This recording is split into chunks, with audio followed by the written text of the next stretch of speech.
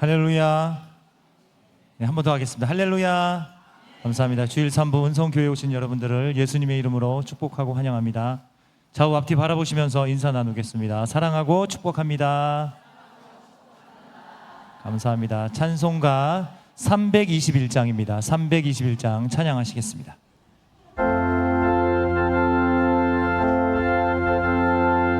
(321장입니다)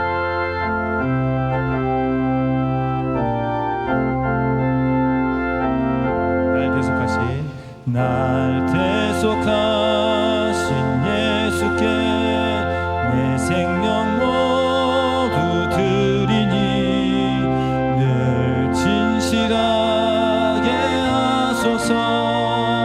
내 구주 예수여, 나 구주 위에 살리라. 내 기쁨 한량 없으리. 갈 길 인도하소서. 내 구주 예수여, 날 구원하신 예수를 일평생 의지하오니 날 영접하여 주소서. 내 구주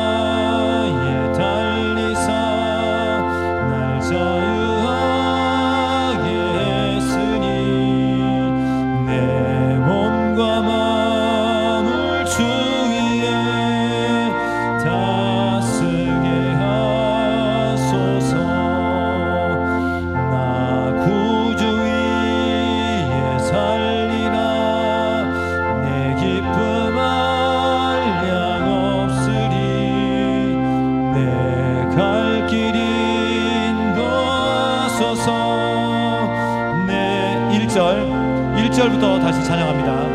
날 대속하신 예수께 내 생명 모두 드리니 늘 진실하게 하소서.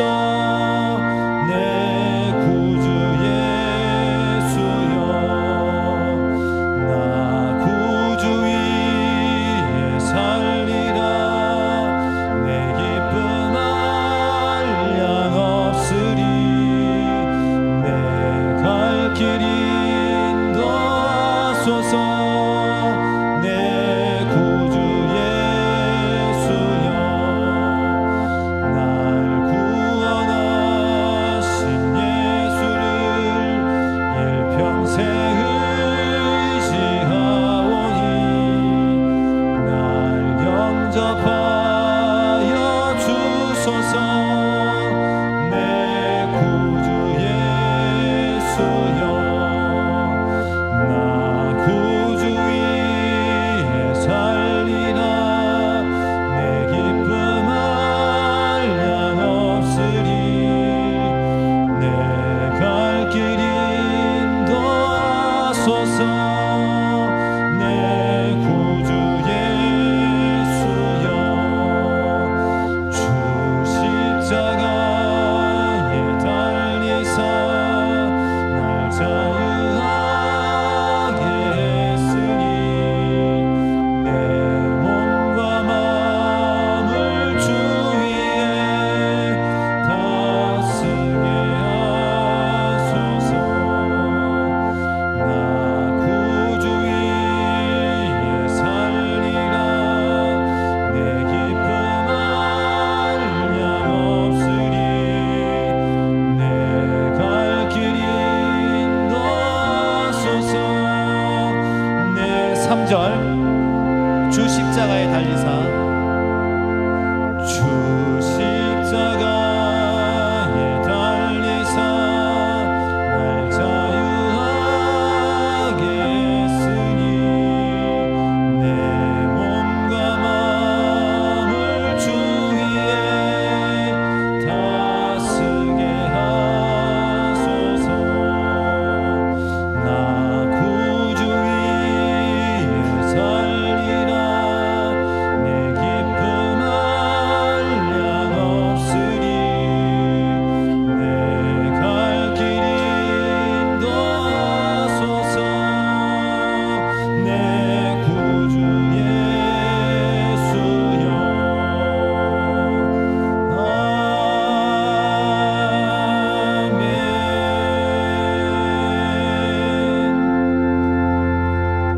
찬송가 370장입니다. 370장 찬양하시겠습니다.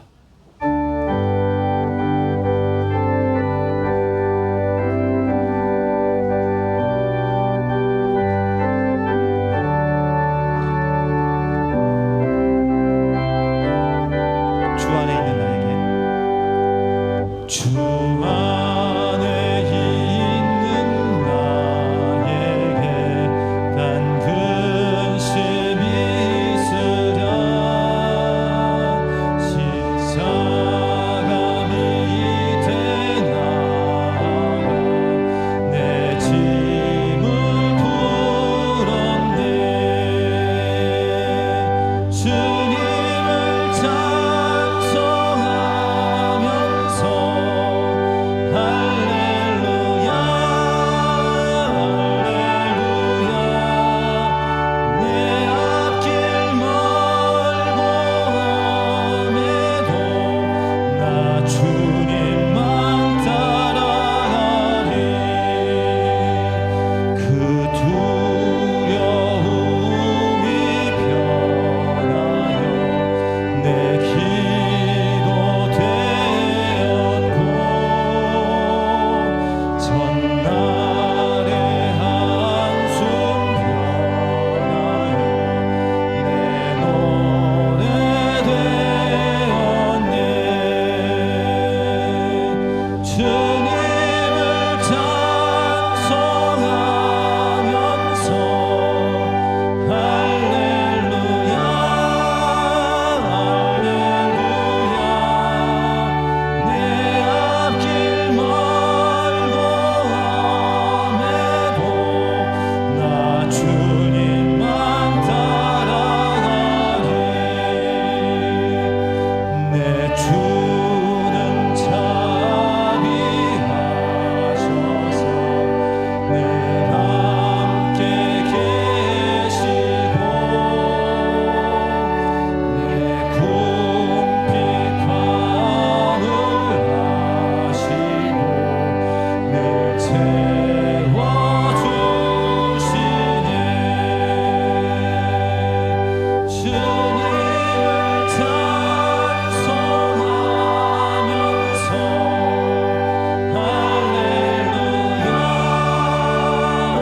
할렐루야 내 앞길 멀고 험해도 나 주님만 따라가리 내 주는 맺은 언약은 영불변하시니 그 나라 가기까지 늘 보호하시네 주님을 찬송하면서 할렐루야 할렐루야 내 앞길 멀고 험해도 나 3절 합니다. 내 주는 자비하셔서 내 주는 자비하셔서 늘 함께 계시고 내 궁핍함을 아시고 늘 채워주시네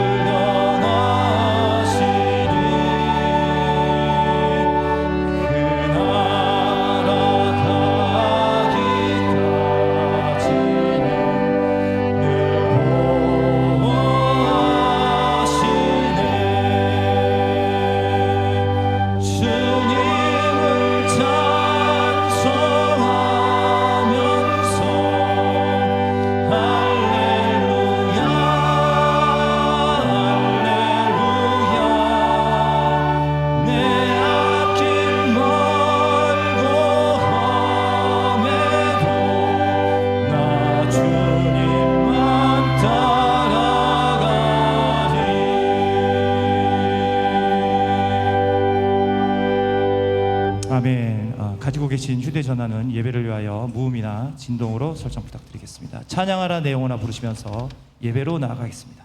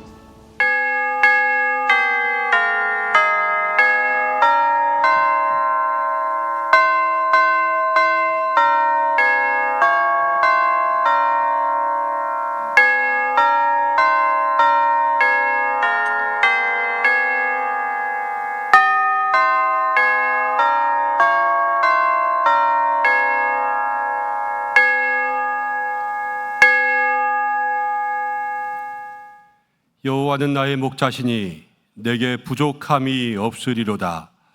그가 나를 푸른 풀밭에 누이시며 쉴 만한 물가로 인도하시는도다. 내 영혼을 소생시키시며 자기 이름을 위하여 의의 길로 인도하시는도다.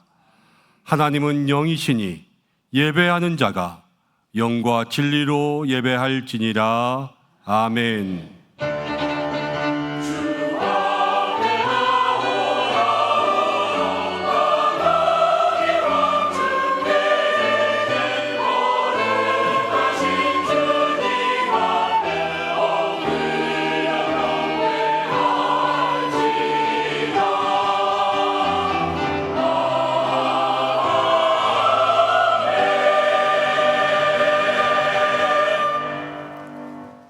사랑과 자비가 충만하신 하나님 아버지, 지난 한 주간 동안에도 우리에게 베풀어 주신 모든 은혜와 사랑을 감사드립니다. 일주일 동안 주님의 말씀대로 살고자 노력하였지만 부족한 점이 너무나도 많았음을 고백합니다. 우리의 인간의 힘으로만은 모든 유혹을 이기지 못하고 언제나 넘어지고 쓰러졌습니다. 주여, 오늘 거룩한 주일을 맞이하여 주님 주시는 특별한 은혜를 사모하며 성전으로 나왔사오니 부족한 저희를 홀로 두지 마시고 진리의 말씀으로 채워 주시옵소서. 성령님이 주시는 감동을 가지고 지난 한 주간도 풀지 못했던 우리의 인생의 문제가 풀리는 시간 되게 역사하여 주시고, 질병으로 고통받는 육신은 강건하게 고쳐 주시고, 죄로 인해 억눌렸던 모든 심령들에게는 참 자유를 허락하여 주시옵소서. 예수님의 이름으로 기원하옵나이다. 아멘. 다 함께 사도신경으로 신앙 고백드립니다. 나는 전능하신 아버지 하나님, 천지의 창조주를 믿습니다. 나는 그의 유일하신 아들, 우리 주 예수 그리스도를 믿습니다. 그는 성령으로 잉태되어 동정녀 마리아에게서 나시고 본디오 빌라도에게 고난을 받아 십자가에 못 박혀 죽으시고 장사된 지 사흘 만에 죽은 자 가운데서 다시 살아나셨으며 하늘에 오르시어 전능하신 아버지 하나님 우편에 앉아 계시다가 거기로부터 살아있는 자와 죽은 자를 심판하러 오십니다. 나는 성령을 믿으며 거룩한 공교회와 성도의 교제와 죄를 용서받는 것과 몸의 부활과 영생을 믿습니다. 아멘.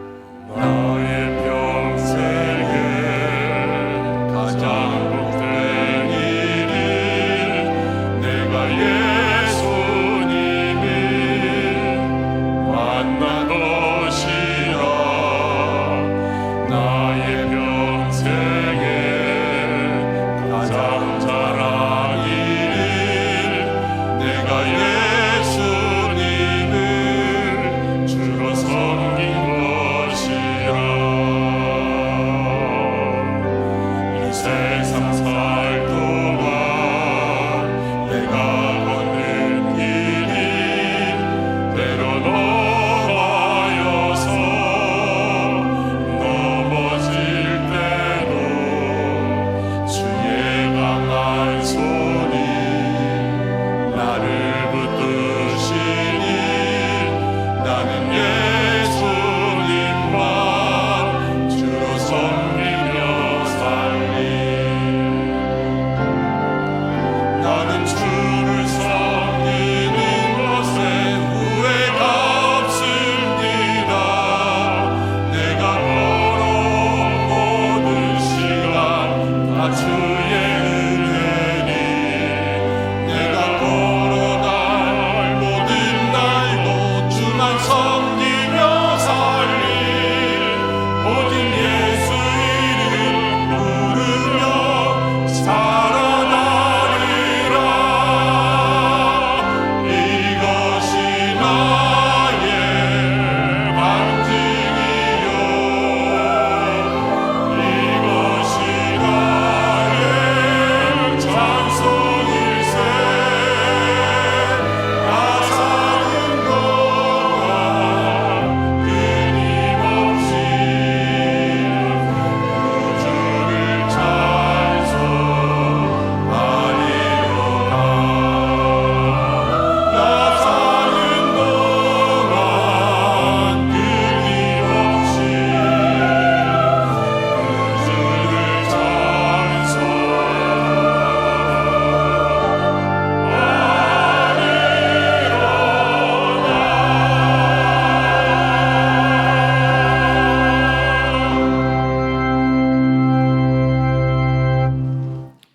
교독문입니다. 80번 고린도후서 4장의 말씀을 교독하겠습니다. 우리가 이 보배를 질그릇에 가졌으니 이는 심히 큰 능력은 하나님께 있고 우리에게 있지 아니함을 알게 하려 함이라.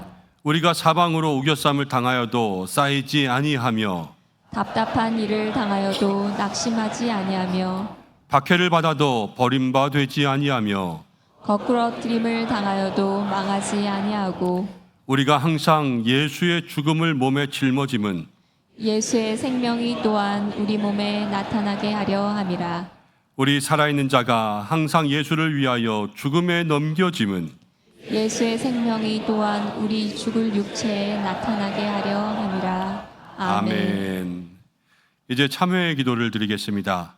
한 주간 우리의 삶을 돌아보며 하나님 앞에서 부끄러운 모든 죄의 모습들을 조용히 고백하며 기도하겠습니다.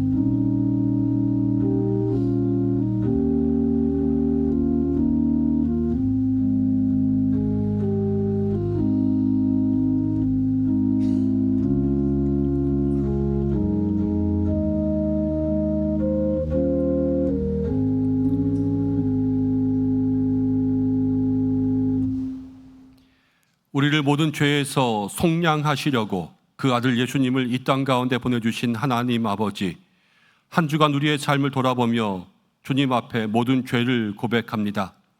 하나님께서는 그 아들을 보내실 만큼 이 땅 가운데 우리를 죄에서 떨어뜨려 놓으려 하셨건만 우리는 한 주간을 살아가면서 죄악에 있는 곳을 향하여 우리의 발걸음을 돌릴 때가 얼마나 많았는지를 모릅니다.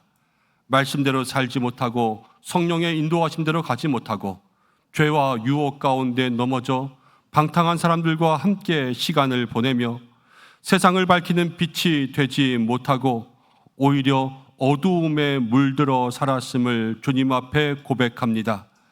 믿음의 본을 보이라 하셨건만 부모를 공경하지 못하고 이웃의 재물을 탐하며 음란과 죄악의 길에 설 때가 있었으며 우리의 삶의 거짓과 미움이 우리의 마음을 잡아먹고 있을 때가 얼마나 많았는지요. 주님, 우리가 바람에 흔들리는 갈대처럼, 바람에 나는 겨처럼 이 땅 가운데 정함이 없게 살게 되었습니다. 주님, 이 시간 고백하오니 우리의 모든 죄를 용서하시고 다시 한번 우리에게 성령의 능력을 더하여 주사 믿음의 반석 위에 굳게 서서 주님의 약속의 말씀 붙들고 살아갈 수 있는 모든 성도가 되게 하여 주시옵소서. 예수님의 이름으로 모든 고백에 기도를 드립니다. 아멘. 자신의 죄를 고백하는 성도들에게 하나님께서 이렇게 말씀하십니다. 맑은 물을 너희에게 뿌려서 너희로 정결하게 하되 곧 너희 모든 더러운 것에서와 모든 우상 숭배에서 너희를 정결하게 할 것이라. 아멘. 이제 자리에 앉으시겠습니다.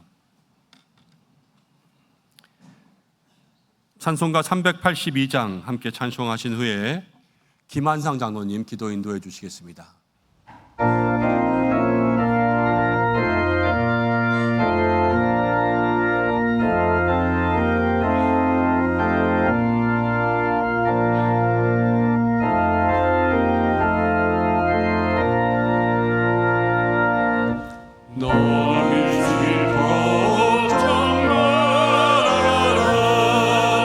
주 너를 지키리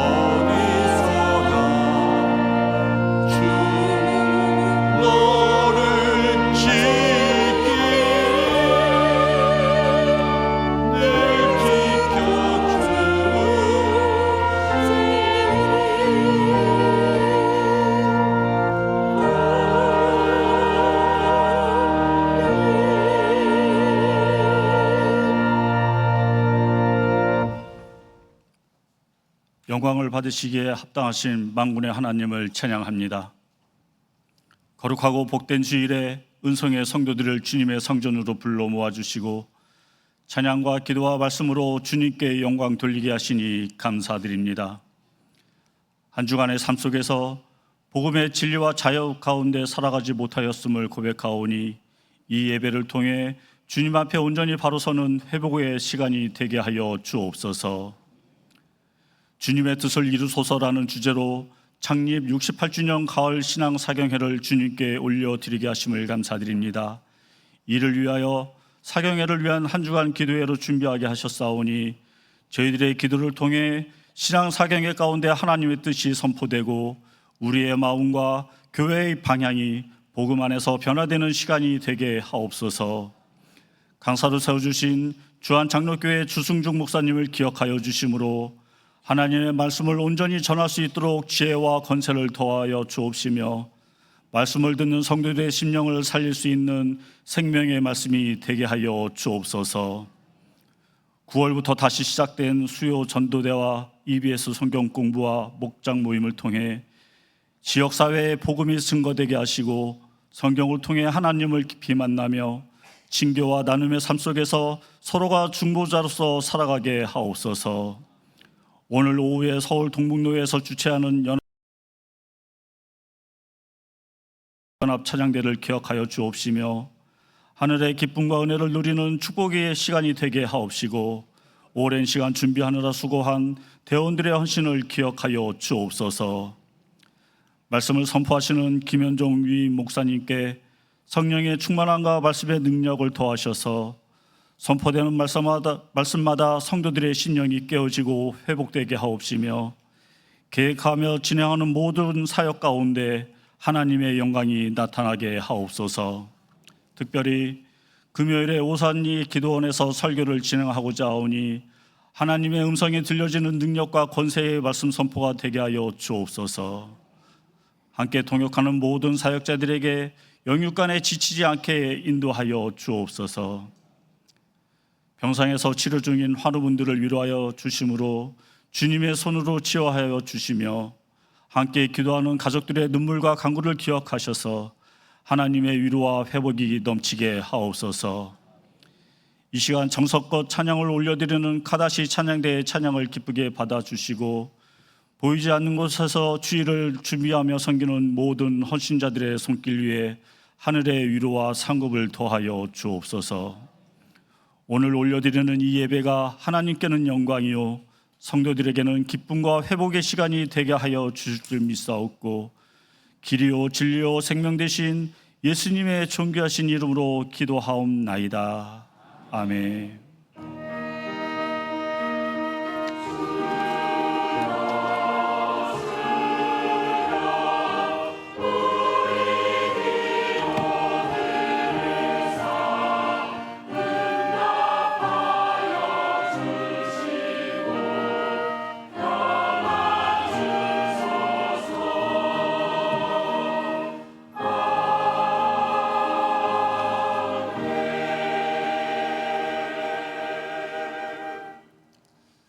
함께 말씀 보겠습니다. 오늘 주시는 말씀은 갈라디아서 2장입니다. 갈라디아서 2장 11절부터 21절까지의 말씀, 11절부터 21절까지의 말씀입니다. 한 절씩 교독으로 봉독하고 마지막 절 함께 읽겠습니다. 게바가 안디옥에 이르렀을 때에 책망받을 일이 있기로 내가 그를 대면하여 책망하였노라. 야고보에게서 온 어떤 이들이 이르기 전에 게바가 이방인들과 함께 먹다가 그들이 오매 그가 할례자들을 두려워하여 떠나 물러가매 남은 유대인들도 그와 같이 외식함으로 바나바도 그들의 외식에 유혹되었느니라. 그러므로 나는 그들이 복음의 진리를 따라 바르게 행하지 아니함을 보고 모든 자 앞에서 게바에게 이르되 내가 유대인으로서 이방인을 따르고 유대인답게 살지 아니하면서 어찌하여 억지로 이방인을 유대인답게 하려느냐 하였더라. 우리는 본래 유대인이요 이방 죄인이 아니로되 사람이 그렇게 되는 것은 율법의 행위로 말미암이 아니요 오직 예수 그리스도를 믿음으로 말미암는 줄 알므로 우리도 그리스도 예수를 믿나니 이는 우리가 율법의 행위로서가 아니고 그리스도를 믿음으로써 의롭다 함을 얻으려 함이라. 율법의 행위로서는 의롭다 함을 얻을 육체가 없느니라. 만일 우리가 그리스도 안에서 의롭게 되려 하다가 죄인으로 드러나면 그리스도께서 죄를 짓게 하는 자냐? 결코 그럴 수 없느니라. 만일 내가 헐었던 것을 다시 세우면 내가 나를 범법한 자로 만드는 것이라. 내가 율법으로 말미암아 율법에 대하여 죽었나니 이는 하나님에 대하여 살려 함이라. 내가 그리스도와 함께 십자가에 못 박혔나니 그런즉 이제는 내가 사는 것이 아니요 오직 내 안에 그리스도께서 사시는 것이라. 이제 내가 육체 가운데 사는 것은 나를 사랑하사 나를 위하여 자기 자신을 버리신 하나님의 아들을 믿는 믿음 안에서 사는 것이라. 함께 읽겠습니다. 내가 하나님의 은혜를 패하지 아니하노니 만일 의롭게 되는 것이 율법으로 말미암으면 그리스도께서 헛되이 죽으셨느니라. 아멘. 카다시 찬양대에서 하나님 앞에 영광 올려드립니다.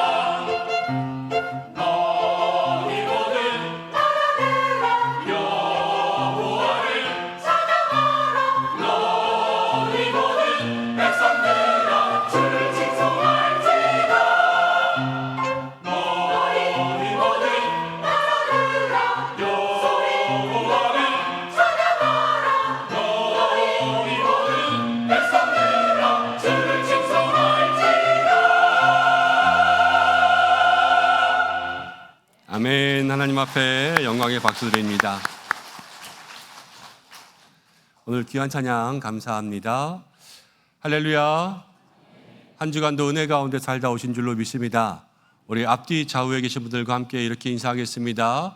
주님이 우리와 함께 하셨습니다. 인사하겠습니다. 주님이 함께 하시면 평안이 있고 주님이 함께 하시면 능력이 있는 줄 믿습니다. 날마다 그러한 삶을 살아가는 여러분들 되시기를 바랍니다. 교회 소식 나누고 함께 말씀 전하겠습니다. 주보를 참고하시길 바랍니다. 오늘 예배로 영광 돌리신 모든 성도님들을 주님의 이름으로 축복하고 주님이 함께하는 복된 인생들 되시기를 바랍니다. 오늘 교회를 처음 방문하신 모든 새가족들을 환영합니다. 교회 등록을 원하시는 분들은 본당 입구 안내위원에게 문의해 주시길 바랍니다. 오늘 오후에는 노회에서 열리는 연합 찬양제가 있습니다. 우리 교회 연합 찬양팀도 함께 참여합니다. 5시 사는 교회에서 있고요. 오늘 찬양 예배는 2시 본당에서 드려지고 우리 5시 예배는 또 여러분들 원하시는 대로 함께 참여하실 수 있도록 하시면 좋겠습니다. 다음 주일은 사경회가 있습니다. 그래서 2시 예배는 드리지 않습니다. 3부 예배까지 드리고 집에 가셨다가 잠깐 쉬시고 저녁 7시 반 저녁부터 시작되는 사경회에 오셨으면 좋겠습니다. 다음 주간에는 점심 식사가 교회에서 없습니다. 참고하시기를 바랍니다. 임시당회가 있었고요. 목장지기 전체 모임이 찬양 예배 후에 있습니다. 분과 위원장 모임은 다음 주에 있습니다. 수요일마다 수요 전도대 시작했습니다. 전도의 사역에 많이 참여해 주시기를 바랍니다. 마더와이즈가 화요일 개강합니다. 우리 장로님 기도해 주시고 또 여러분들 지난주에 들으신 대로 19일 금요일에 오살리 기도원에 집회 인도하러 갑니다. 함께 가실 분들은 교회로 9시까지 오시면 함께 참여하실 수가 있습니다. 모든 일정들은 주보를 참고해 주시고 또 지난 주간 총회를 위한 헌금하였는데 이번 주까지 함께 헌금하고 또 헌금한 금액은 모두 총회로 함께 전해드리도록 하겠습니다. 가을 사경회가 있습니다. 주님의 뜻을 이루소서라는 제목으로 21일 저녁부터 시작되는데요.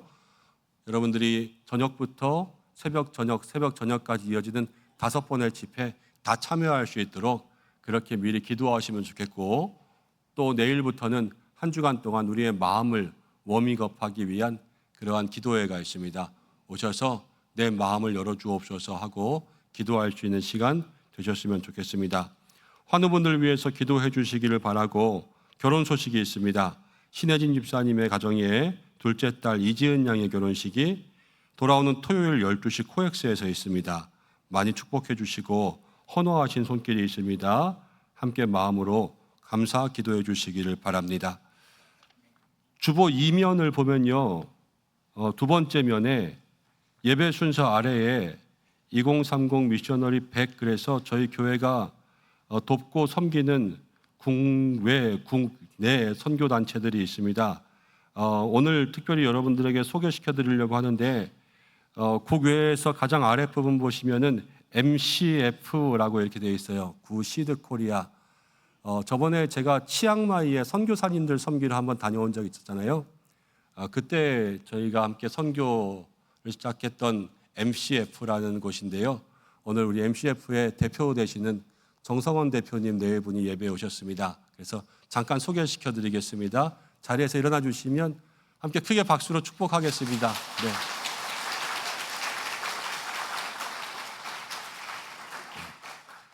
잘 오셨습니다. 너무 갑작스럽게 오셔가지고 제가 당황했잖아요. 네. 함께 은혜 받는 귀한 시간 되셨으면 좋겠고 기도하고 말씀 나누겠습니다. 하나님 아버지 고맙습니다. 오늘 거룩한 주일 주님 앞에 나왔습니다. 부족한 저희들 메마른 심령 가운데 하나님의 말씀이 있기를 간절히 소망합니다. 주님 역사하여 주시고 부족한 종을 세우셨습니다.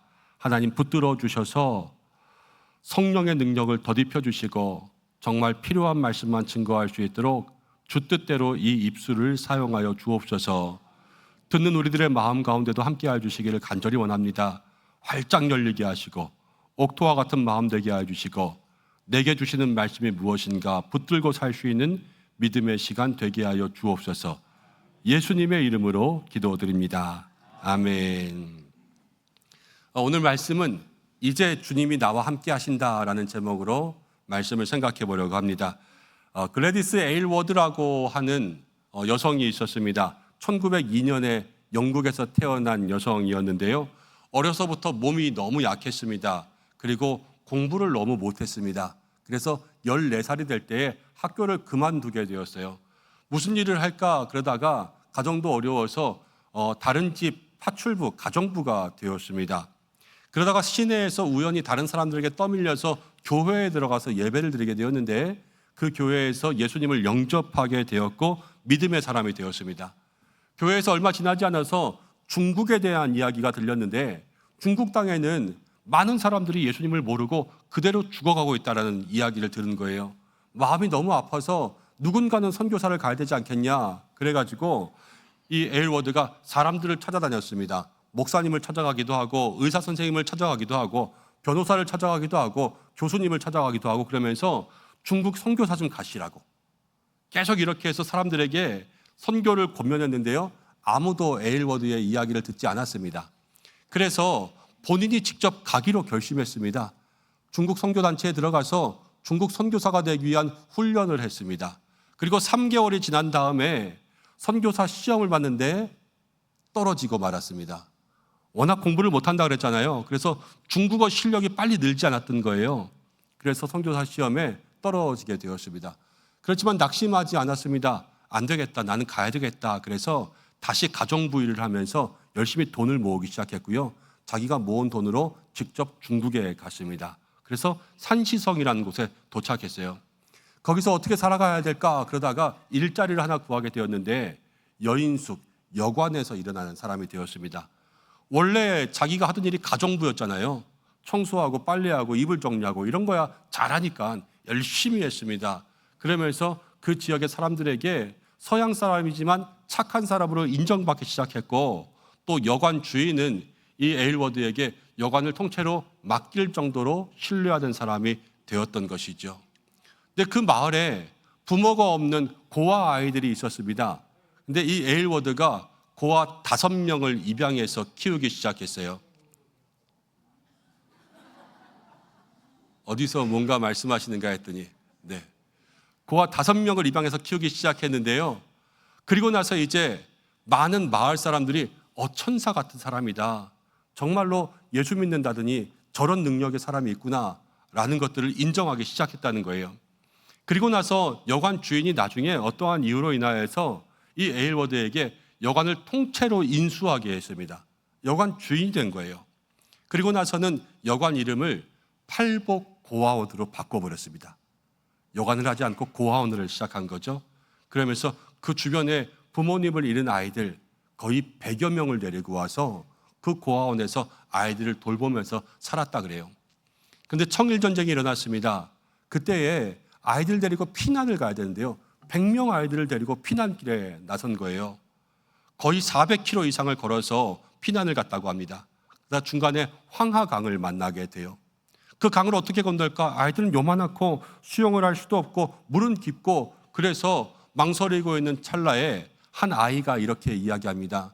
선생님이 매일 우리에게 성경 말씀 전해줬잖아요. 그런데 모세는 기도할 때에 그 강이 갈라졌다고 하니까 선생님도 기도해 보세요. 강이 갈라질 거예요. 이렇게 이야기를 했습니다. 그때 에일워드가 그런 거예요. 얘야, 나는 모세가 아니란다. 그러자 그 아이가 이렇게 이야기를 했습니다. 선생님은 모세가 아니더라도 선생님이 믿는 하나님은 그때 그 하나님과 똑같은 분이잖아요. 기도해 보세요. 이 아이가 믿음이 더 좋죠. 그래가지고 이 에일워드가 마음 가운데 감동을 받아서 온 아이들과 함께 그 강가에서 주여 부르짖으면서 기도를 시작했습니다. 놀라운 일이 일어났어요. 주변을 지나가던 중국 군인이 그 이야기를 들은 거예요. 왜 저렇게 아이들이 저기서 막 소리 지르고 있나 그러면서 가까이 가서 이야기를 들어보니까 강을 건너고 싶은데 못 건너는 거 아니겠어요. 그래서 그 군인이요 자기들이 타고 다니는 배에 그 아이들을 다 실어서 건너편으로 건너주게 되었습니다. 여러분 이거 누가 하셨을까요? 하나님이 하신 줄로 믿습니다. 강이 갈라지진 않았지만 그 강 위를 건너서 갈 수 있도록 하나님 역사해 주신 것 아니겠습니까? 이외에도 많은 간증들이 있지만요. 어떻게 에일워드에게 이러한 간증이 이러한 역사가 일어날 수 있었을까라는 것들을 생각해 보면 에일워드는 뭐 키가 큽니까? 키가 152cm였다 그래요. 공부를 많이 했습니까? 공부도 못했지요. 뭐 변변한 직업이 있습니까? 가정부 일을 했던 그런 여인이었어요. 그렇지만 이 여인의 마음 가운데는 예수님을 믿고 예수님을 전하기 위해서 복음과 믿음에 합당한 삶을 살려고 했을 때 하나님께서 이 여인의 삶에 역사해 주셨던 것이지요. 큰 능력이 있어서 큰 사람이 되는 것이 아니라 주님이 역사하시면 큰 사람이 되는 거예요. 이 작은 여인이 선교에 귀한 역사를 쓰는 한 인물이 되었던 것이죠. 여러분 우리도 마찬가지 아닙니까? 예수님을 믿고 구원받았습니다.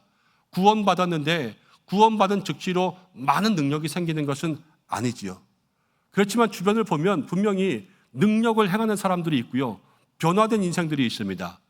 그 이유는 무엇인가? 다른 게 아니에요.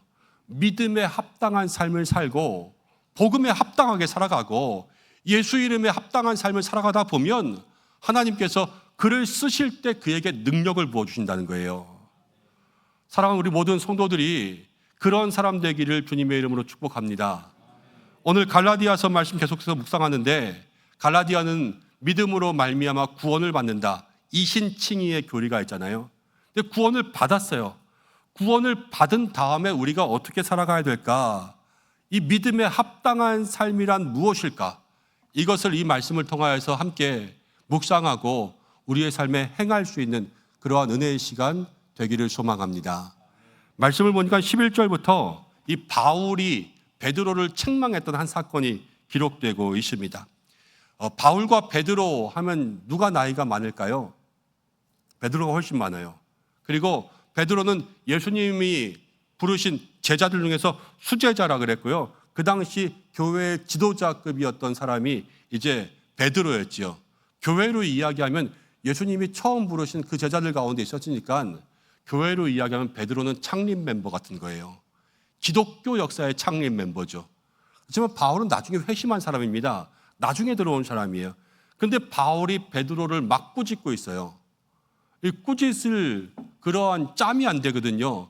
지금으로 이야기하면 지금 들어온 전도사님이 담임 목사님 막 혼내고 있는 거예요. 이게 말이 됩니까? 말이 안 되지요.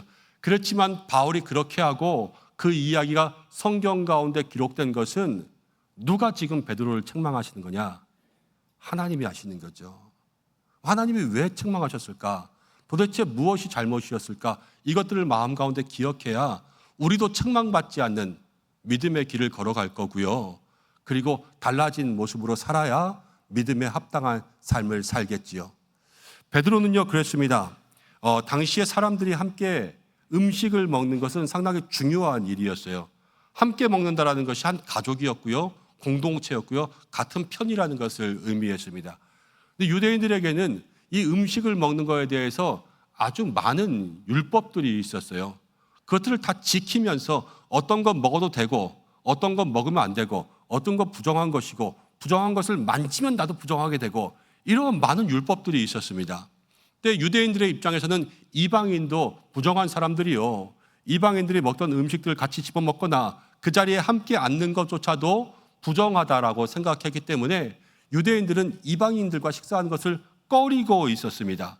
근데 베드로는 달랐어요. 베드로는 지금 이방인들과 음식을 먹고 있어요. 왜냐하면 사도행전 가운데 보면 베드로가 환상을 보거든요. 공중에서 보자기가 내려와서 보자기 안에는 여러 가지 많은 음식들이 있었는데 유대인들이 보기에 부정한 음식이었거든요. 근데 음성이 들려옵니다. 이것을 먹으라. 베드로가 안 먹겠다 그랬죠. 또 먹으라. 또 안 먹겠다. 계속 고집하고 있을 때에 하나님께서 내가 먹으라고 내가 깨끗하다고 한 것을 왜 네가 부정하다 그러고 왜 네가 속되다고 하냐. 그러면서 베드로의 마음을 바꿔주셨어요. 그러면서 베드로의 마음속에는 이방인들에게도 하나님께서 구원의 문을 열어주시는구나. 이것을 마음 가운데 생각하게 됐고 그래서 고넬료를 만나지 않습니까? 그 역사를 경험하게 된 거예요. 그 다음부터 베드로가 달라져서요. 이방인들과 함께 식사하는 것을 꺼리지 않고 있었습니다. 지금도 같이 먹고 있는 거예요. 근데 먹는 중간에 일이 생겼는데 12절 말씀 가운데 보니까 야고보에게서 온 어떤 이들, 야고보가 보냈는지 야고보에서 왔다고 자기들이 얘기했는지는 모르겠지만 이 사람들은 유대인들이었어요. 유대주의자들. 이 사람들이 온다는 이야기를 듣자 베드로가 황급히 그 자리를 일어나서 다른 곳으로 가버렸습니다. 이유는 뭐냐? 이 사람들에게 내가 이방인과 함께 밥 먹고 있다는 것을 보이고 싶지 않았던 거예요. 그리고 바울은요 이것을 외식이라 그랬습니다. 이 마음속에 겉으로 보이는 것과 다른 마음을 품고 있다라는 것이죠. 그러니까 이 속에 믿음이 부족하다라고 꾸짖은 거예요. 그리고 그렇게 한 결과 다른 유대인들도 베드로처럼 하기 시작했고요. 그리고 말씀 가운데 나오는 바나바도 미혹됐다 그랬는데요. 바나바는 그 당시 안디옥 교회의 지도자였거든요. 그런데 이 바나바까지도 베드로를 따라서 그렇게 하기 시작했으니까 이방인 선교를 해야 되는데 이방인과 유대인들 간에 큰 담이 생겼다라는 거예요. 여러분, 먼저 우리가 이것을 생각해 보았으면 좋겠습니다. 베드로가 이방인과 함께 밥 먹다가 다른 유대인들이 온다는 소리를 듣고 거기서 일어나서 다른 곳으로 갔어요. 마음 가운데 두려움이 있는 거죠. 너 왜 이방인이랑 밥 먹어? 그러면서 사람들이 꼬투리를 잡고 자기가 말씀을 전할 때에도 쟤는 이방인이랑 밥 먹던 애야 그러면서 사람들이 그것 가지고 무엇인가 트집을 잡을까 봐 두려워서 피했던 거예요. 그런데 하나님이 이것을 기뻐하셨을까요? 기뻐하지 않으셨을까요? 하나님은 기뻐하지 않으셨을 거예요. 왜냐하면 이방인들에게 복음을 전하는 것이 모든 믿는 자의 사명이기 때문에 그렇죠. 예수님도요, 우리에게 오셔서 막힌 담을 하셨습니다. 그리고 유대인뿐만 아니라 이방인에게도 구원을 주신다고 말씀하셨는데 먹는 것에서 차별을 두고 나는 쟤들과 달라라고 이야기한다면 그것은 하나님 기뻐하시는 게 아닐 거예요. 우리는 하나님이 기뻐하시는 삶을 살아야 되겠지요. 그게 뭐냐면 복음에 합당한 삶이라는 거예요. 여러분, 성도는 복음에 합당한 삶을 살아야 될 줄로 믿습니다. 또 어떻게 합당한 삶을 살아갈까? 그러한 모든 것들이 이제 고민이며 숙제인데요. 디모데후서 1장 7절에는 이런 말씀이 있습니다. 우리에게 주신 것은 두려워하는 마음이 아니라 오직 능력과 사랑과 절제하는 마음이다 그랬습니다. 여러분, 사람을 두려워하지 않는 마음, 그것을 가지고 살아가는 것이 중요합니다. 사람을 두려워하지 않는다면 누구를 두려워해야 될까요? 하나님 두려워해야 되겠죠. 모든 일의 기준은 하나님이 되셔야 된다는 거예요. 그런데 우리는 세상 가운데 살아가면서 사람들 눈치 볼 때 많습니다. 세상에서 사람들 눈치 볼 때뿐만이 아니라 교회에서도 사람들 눈치 볼 때가 참 많이 있습니다. 내가 이런 것들을 하면 사람들이 나를 잘난 척한다고 볼까 봐 조심스럽기도 하고, 또 내가 이렇게 저렇게 하려고 하면 사람들이 너 혼자 목사님한테 잘 보이려고 그러냐, 그런 마음 들까 봐 괜히 해야 되는 일들도 조금 뒤로 빼기도 하고, 그래서 기타 등등 여러 가지 이유들로 사람들을 두려워하고 눈치 보는 그런 일들이 많다라는 거예요. 근데 우리가 정작 늘 헤아리며 두려워해야 될 것은 하나님 아버지의 마음이요. 하나님 아버지의 마음을 마음속으로 헤아리는 사람은 사람을 두려워하지 않게 될 줄로 믿습니다. 베드로가 그렇지요. 이방인을 사랑하는 마음도 있었어요.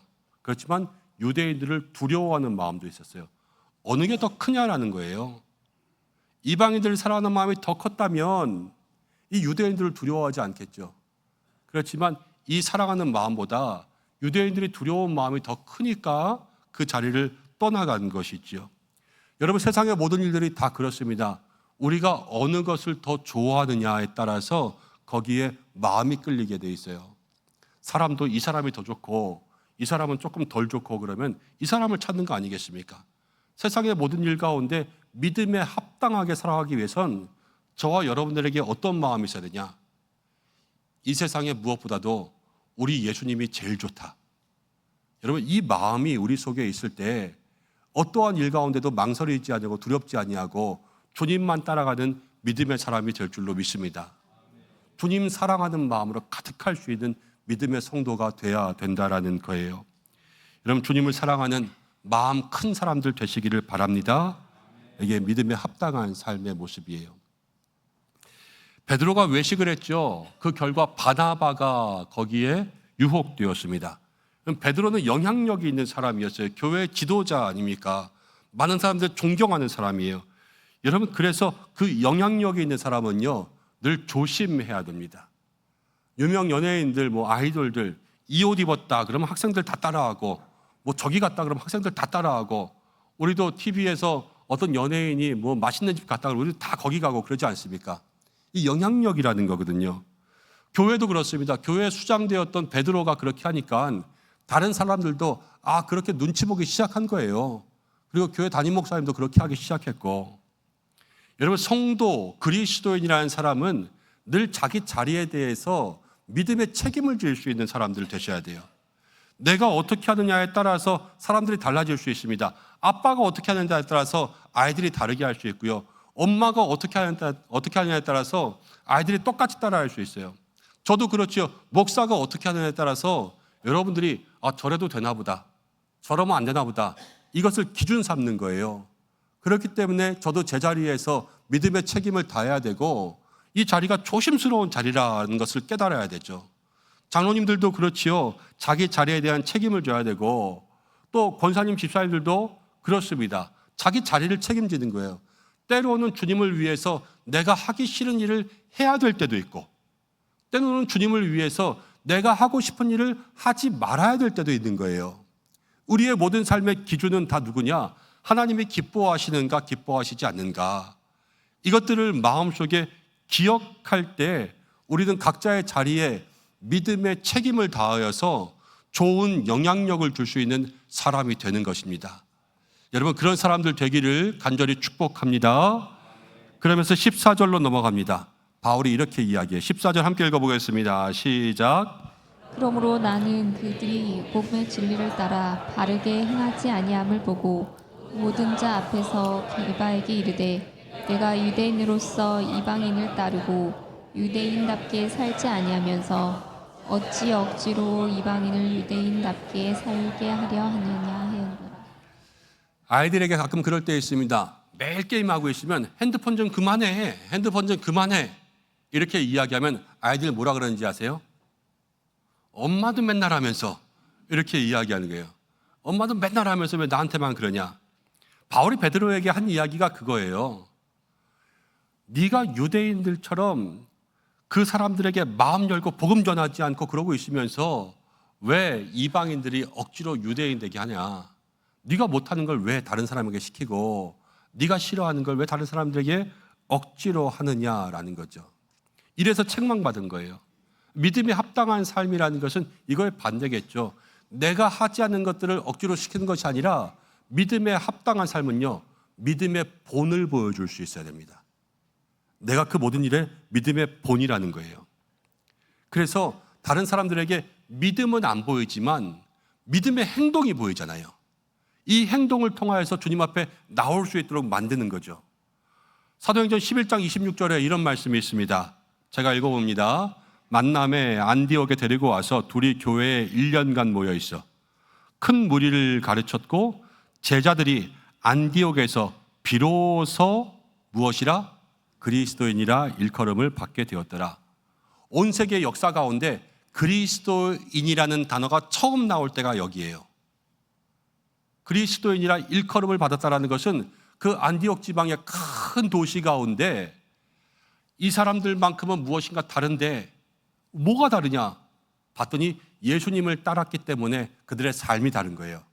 그래서 그들의 모습을 그리스도인이라고 부르기 시작했습니다. 이 믿음의 모습이 나타났기 때문에 그리스도인이라고 불렀겠죠. 믿음의 모습이 안 나타났다면 사기꾼이라고 부르든가 도둑놈이라고 부르든가 다른 걸로 불렀을 거 아닙니까? 하지만 예수님을 따르는 믿음의 모습이 있으니까 그리스도인처럼 보여서 그리스도인 부른 거예요. 여러분들은 세상에서 어떻게 불림을 받고 있습니까? 세상에서 내가 스스로 교회 다닌다고 하면서 온갖 나쁜 짓 하고 사람들 험담하고 또 이간질하고 돈 빌려가서 안 갚고 그렇게 살아가면 교회는 다니지만 사람들에게 지가 무슨 교회 다닌다고 이러면서 비난만 받을 거예요. 그렇지만 내가 내 입으로 교회 다닌다고 말하지 않아도 정직하고 성실하고 사랑이 많고 나누어주고 구제하고 그러면서 정말 그리스도의 향기가 나타나게 그렇게 살아간다면 사람들이 물어볼 거예요. 너 혹시 교회 다니냐? 어쩐지 그럴 줄 알았어. 그러면서 우리의 삶의 아름다운 모습을 인정해 주는 것 아니겠습니까? 여러분, 우리가 그렇게 살아야 된다는 거예요. 그게 믿음에 합당한 삶이라는 거죠. 사람들 눈치 보지 아니하고 사람들 두려워하지 아니하고 외식하지 아니하고 오직 하나님만 두려워하고 믿음의 본을 보이고 그래서 세상 사람들에게 인정받는 믿음, 그게 믿음에 합당한 삶이라는 거예요. 그 믿음에 합당한 삶을 살기 위해서 우리에게 필요한 것이 몇 가지 있습니다. 말씀에 그것을 찾아보려고 해요. 믿음에 합당한 삶을 살기 위해서는 여러분, 나의 방법이 아니라 주님의 방법이 우리의 삶에 가득해야 됩니다. 내 뜻대로 살아가는 것이 아니라 주님의 뜻대로 살아가는 거예요. 16절을 보면 바울이 이렇게 이야기합니다. 사람이 의롭게 되는 것은 율법의 행위가 아니라 오직 그리스도를 믿는 믿음이라는 거예요. 17절에는 우리가 의롭게 되려 하다가 죄인으로 드러나면 그리스도께서 죄를 짓게 하는 자냐? 결코 그럴 수 없다라고 이야기합니다. 말씀이 어려운 것 같지만 조금 비유를 들어서 설명하자면 이런 거예요. 시험이 있어요. 구원이라고 하는 시험이 있습니다. 이 시험을 통과해야지만 구원을 받을 수가 있어요. 근데 우리가 아무리 열심히 공부해도 이 시험은 너무 어려워요. 그래서 우리가 공부한 것으로는 이 시험을 통과할 수가 없는 거예요. 근데 누가 답을 알려주시냐? 예수님이 우리에게 답지를 주는 거예요. 야, 이거 정답이니까 요대로만 써, 요대로만 써. 그래서 그대로 쓰면요, 그 시험을 통과할 수가 있어요. 우리가 열심히 시험 공부하는 것은요, 율법을 지키는 거랑 똑같아요. 율법을 다 지킨다고 해서 시험을 통과할 수가 없다라는 거죠. 그렇지만 그 시험을 통과하는 것은 주님이 우리에게 알려주신 방법대로, 주님의 말씀대로, 주님을 향한 믿음으로 나아갈 때에 구원의 문을 넘어갈 수 있다라는 거예요. 그런데 우리의 삶의 문제가 무엇이냐면 구원의 문을 넘어간 다음에 그렇습니다. 여러분, 구원받은 사람이 죄 짓습니까? 안 짓습니까? 죄 짓죠. 우리는 날마다 죄를 짓고 삽니다. 그럼 사람들이 그러는 거예요. 예수님이 잘못 가르쳐준 거 아니냐? 그게 아니라는 거예요. 예수님은 우리에게 정답을 주셨지만 문제는 뭐냐면요, 우리가 주님이 가르쳐 주신 대로 살지 않기 때문에 그래요. 말씀대로 살지 않고 우리의 마음속에 죄악된 본성을 완전히 다 버리지 않고 주님은 좋지만 세상도 좋으면서 살아가기 때문에 거기에서 죄가 여전히 있다라는 겁니다. 예수 믿고 구원받은 삶을 살아가지만 여전히 마귀는 우리를 넘어뜨리려고 하고 틈만 나면 우리의 마음 가운데 죄의 유혹들을 집어넣는 거예요. 여러분, 우리가 구원받았다고 해서 마음대로 살면 안 되지요. 구원받았다고 마음대로 사는 것은 저 이단 구원파나 하는 짓이에요. 우리가 구원받은 다음에는요, 구원에 합당한 삶을 살아가야 돼요. 주님 보시기에 기쁜 삶, 믿음에 합당한 삶을 살아가는 게 저와 여러분들이 해야 될 삶의 모습이라는 겁니다. 가정에서도 그래요. 엄마가 교회 다니면 교회 다니는 엄마처럼 살아가야 돼요. 직장도 그렇습니다. 직장에서 크리스찬이라면 크리스찬처럼 직장 생활을 해야 되는 거예요. 주변의 이웃 가운데도 그렇지요. 그리스도인답게 이웃들과 함께 교제해야지요. 그리스도인이면서 세상과 똑같다면 그건 그리스도인이라 불릴 자격이 없고 믿음에 합당하지 못하다는 거 아닙니까? 믿음에 합당한 삶을 살기 위해서 주님이 우리의 삶에 계속해서 믿음의 방법을 주시는데 그 방법대로 살아가야 되는 것이죠. 그래서 바울은 갈라디아서 2장 20절, 이제 갈라디아서에서 제일 유명한 말씀인데 이 말씀을 통하여서 우리가 기억해야 될 두 가지를 얘기해 줍니다. 20절 말씀 함께 읽어보겠습니다. 시작. 내가 그리스도와 함께 십자가에 못 박혔나니 주께서 사시는 것이라. 이제 내가 육체 가운데 사는 것은 나를 사랑하사 나를 위하여 자기 자신을 버리신 하나님의 아들을 믿는 믿음 안에서 사는 것이라. 믿음에 합당한 삶이 여기 나타나요. 그게 뭐냐면 첫 번째는 내가 그리스도와 함께 십자가에 못 박히는 거예요. 그리고 주님이 내 안에 계셔서 날마다 믿음 안에 사는 그 인생이 믿음에 합당한 삶입니다. 그 첫 번째, 내가 그리스도와 함께 십자가에 못 박힌다는 것은 우리의 삶에 나를 죽이는 자기 비움이 있어야 된다라는 거예요. 아무리 맛있는 음식을 갖다 줘도 여기까지 음식이 차 있으면 음식이 들어갈 수 없는 거 아니겠습니까? 그런데 며칠을 쫄쫄 굶었으면 아무리 맛없는 걸 갖다 줘도 맛있게 먹을 수 있을 거예요. 우리의 삶의 신앙생활에 예수님이 우리 안에 들어오셔서 우리를 가득 채워주시기 위해서는 내 마음속에 있는 것들을 비울 수가 있어야 돼요. 내 마음에 내 뜻, 내 고집, 욕심 이런 것들을 다 내려놓고 예수님을 채우기 위한 그런 준비를 해야 되는 거죠.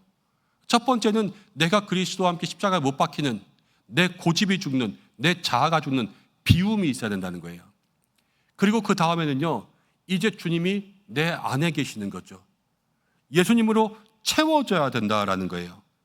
비웠다고 해서 끝나는 게 아니죠. 비운 다음에 제대로 된 것을 채우지 못하면 죄를 비우고 또 죄를 채우고, 욕심을 비우고 또 욕심을 채우고, 돈을 비우고 또 돈을 채우고, 계속해서 똑같은 것들만 채워갑니다. 그렇지만 나를 비운 자리에서 누굴 채우냐? 예수님을 채워서 예수님이 내 인생의 주인이 되게끔 살아가면 그것이 믿음의 삶의 변화의 시작이라는 거예요. 신앙생활을 오래 하면서도 여전히 내가 주인 되어 있을 때가 많습니다.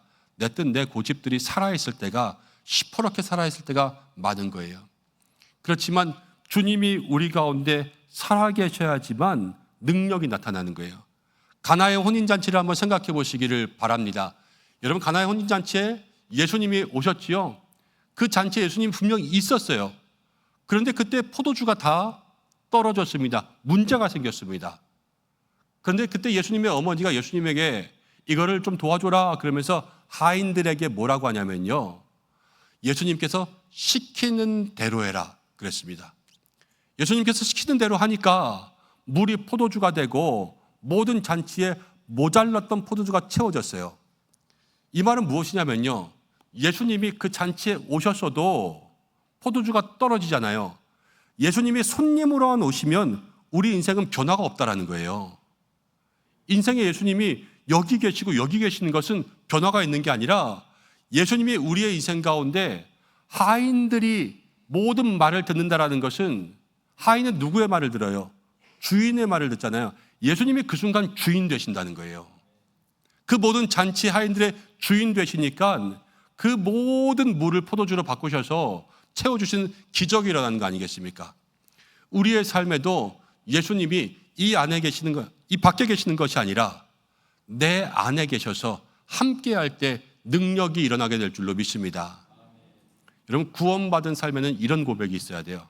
함께 따라해 보겠습니다. 이제는 주님이 나와 함께 하십니다. 나와 함께 하십니다. 그렇습니다. 우리가 구원받았잖아요. 구원받은 그 순간부터 이제 나는 구원받았다. 이제는 주님이 나와 함께 하신다. 여러분, 이러한 고백이 우리의 삶 가운데 일어날 때 그게 믿음의 복된 인생이 된다라는 거죠. 그러한 마음으로 살아갈 수 있는 저와 여러분들 되기를 간절히 소망합니다. 여러분, 말씀을 좀 정리하려고 합니다. 예전에 드라마, 아주 오래된 드라마였던 것 같은데요, 주인공들은 잘 기억 안 나지만 대사가 하나 기억나요. 남자 주인공이 여자 주인공에게 그렇게 이야기하죠. 이 안에 너 있다. 이 대사 기억나시죠? 사랑의 마음이라는 거예요. 그 여자를 위해서 정말로 사랑하는 행동을 하잖아요. 여러분, 우리의 삶이 그래야 될 줄로 믿습니다.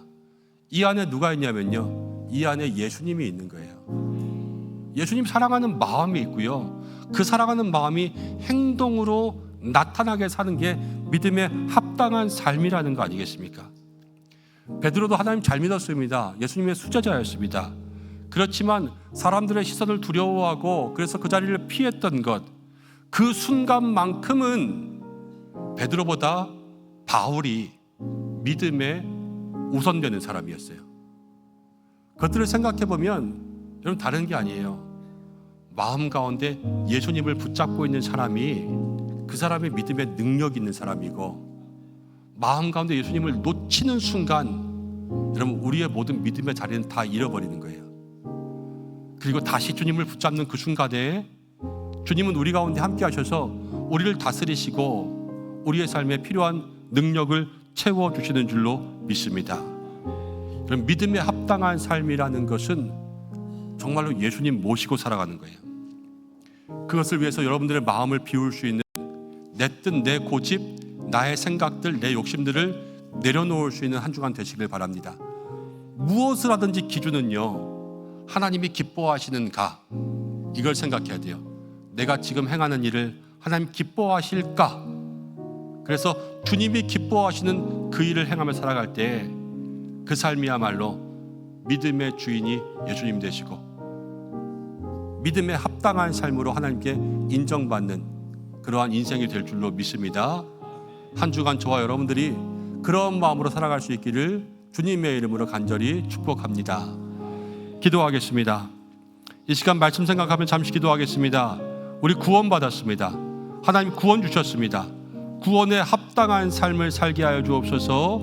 함께 기도하고 여전히 내 마음 가운데 내가 붙잡고 있는 것, 주인 되어 있는 것은 무엇인지 돌아보고 오직 예수님이 내 인생 가운데 주인 되게 해달라고, 그렇게 살아갈 수 있는 믿음의 삶이 되게 해달라고 우리 이 시간 말씀 생각하면서 잠시 기도하겠습니다. 하나님 아버지 기도합니다. 사랑하는 성도들 주님 앞에 나가십니다. 주여 붙들어 주시옵소서. 함께하여 주시옵소서.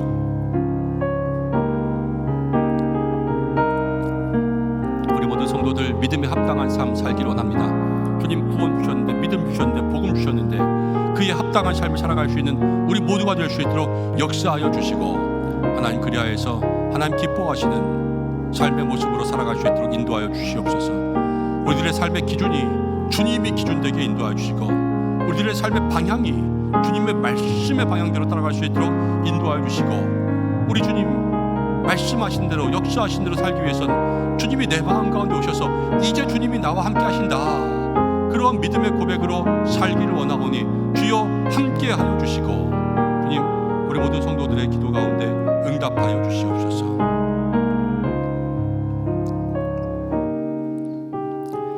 사랑의 주님, 예수 그리스도의 피로 우리는 구원받은 사람이 되었습니다. 오늘 말씀을 통하여서 우리에게 주시는 것은 이제 구원받았으니 구원에 합당한 삶을 살아가라 말씀하시는 줄로 믿습니다.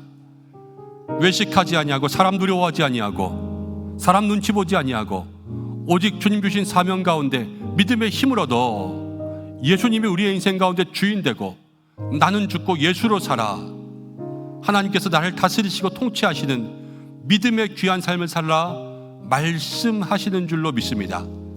주님 우리의 마음을 활짝 여우니 주님 우리의 삶에 임재하셔서 우리를 다스리고 통치하여 주시며 날마다 우리의 입술의 고백이 이제는 주님이 나와 함께 하신다, 믿음으로 고백할 수 있는 우리의 삶이 될 수 있도록 역사하여 주시옵소서. 주님 놓쳐서 실수하지 않게 하시고 놓친 손이 있다면 다시 붙잡게 하여 주시고 붙잡은 손 오직 주님과 하나 되어서 날마다 동행하며 걸어갈 수 있는 형통한 인생들 될 수 있도록 축복하여 주시옵소서. 예수님의 이름으로 기도드립니다. 아멘. 이제 우리 함께 축복하는 시간입니다. 자리에서 일어나실까요?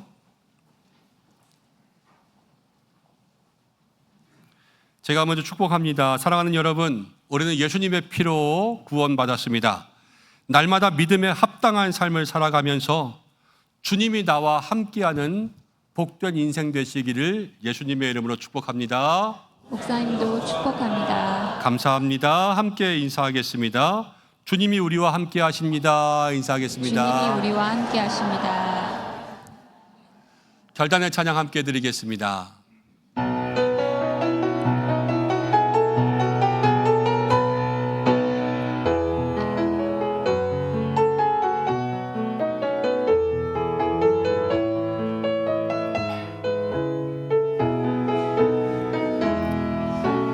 선한 능력으로 안으시네. 그 발로 날 붙드시네.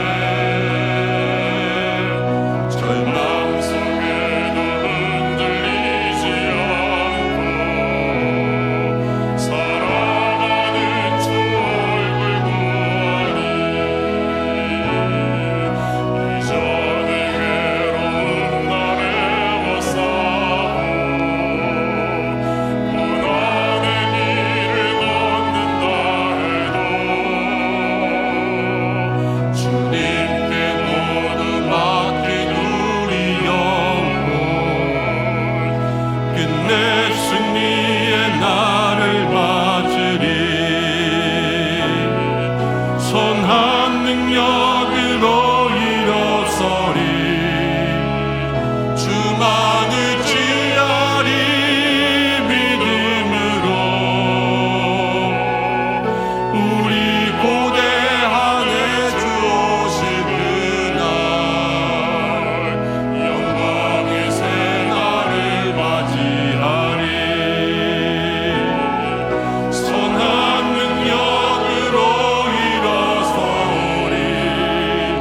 주만을 기하리 믿음으로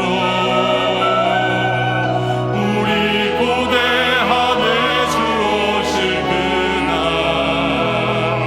승리의 새날을 맞이하리. 우리 고대함에 주 오실 그날 승리의 새날을 맞이하리.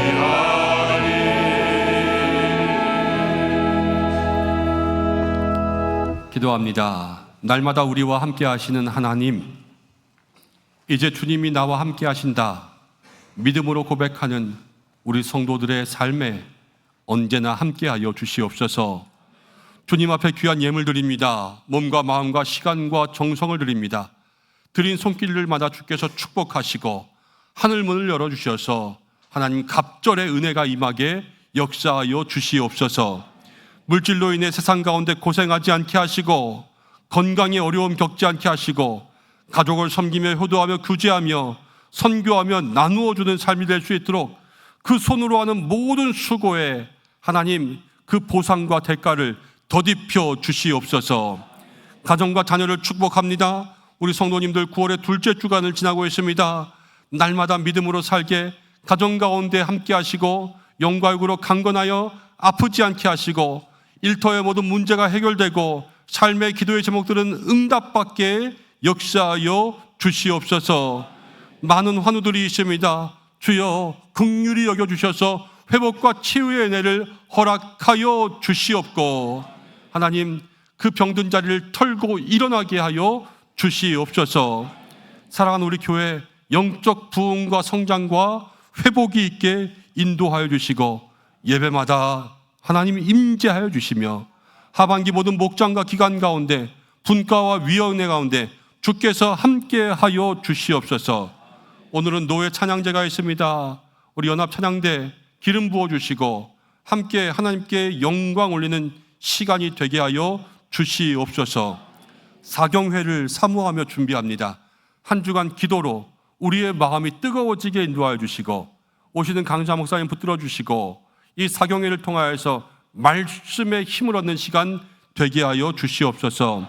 교회 학교의 예배마다 함께 하셔서 다음 세대가 부흥하게 하여 주시고 고3 학생들 주께서 지켜주시사 입시의 모든 과정 끝까지 승리하게 하여 주시고 우리 모든 자녀들의 앞길을 인도하여 주시옵소서. 새 가족들과 또 모든 예배를 돕는 주의 종들을 기억하시고 하나님 보이지 않는 곳에서 애쓰는 모든 손길 가운데 함께하여 주시옵소서. 메마른 이 땅에 주여 비가 필요한 곳에 비를 더하여 주시고 또 모든 세계 선교지 가운데 함께하여 주시고 또 선교사님들을 파송하고 돕고 섬기고 함께 협력하는 우리 MCF에도 주께서 함께하여 주셔서 주님의 복음을 땅끝까지 전하는데 앞장서게 하여 주옵소서. 이제는 구원의 이름이 되시는 우리 주 예수 그리스도의 은혜와 우리 안에 역사하시며 능력으로 살게 하시는 하나님의 사랑하심과 날마다 우리를 인도하시는 성령의 인도하심이 우리 은성의 모든 성도들과 가정과 자녀, 교회와 교회 학교 위에 모든 환우들 또 입시를 앞둔 자녀들 위에 이 나라 대한민국과 세계 각국 모든 선교지 위에 함께 하시기를 간절히 축원하옵나이다. 아멘.